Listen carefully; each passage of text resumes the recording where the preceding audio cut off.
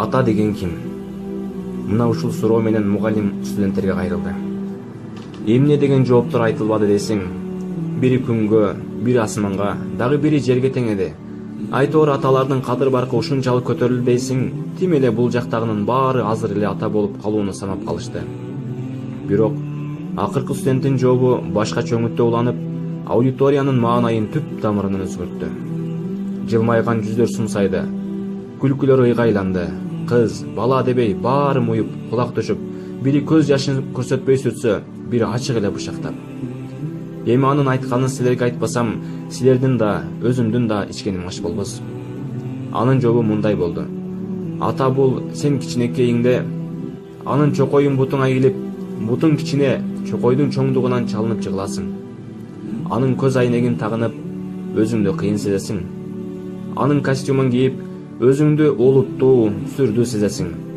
Оюңа келгенде андан талап кыласың. Ал аны кубануу менен аткарат. Каалаганыңды сурайсың, ал аны таап келет. Кечинде сенин мойнуңа миңзип, ары бери чуркап ойнотот. Сен кыткылыктап күлөсүң.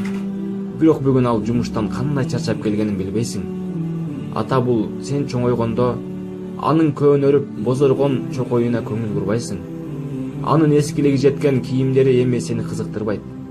Анын кыймылы сага жакпайт. Сөздөрү кыжырыңды келтирет. Сен кечигип, ал кыжаалат болуп кечиккениң үчүн сен урушмуш болсо, сен аны көтөрө албай, эркин болууну самайсың. Ага үнүңдү көтөрөсүң, аны кагасың, ал унчукпай калат. Бирок сенден корккондук үчүн эмес, сени жакшы көргөндүгү үчүн, сени кечиргендиги үчүн.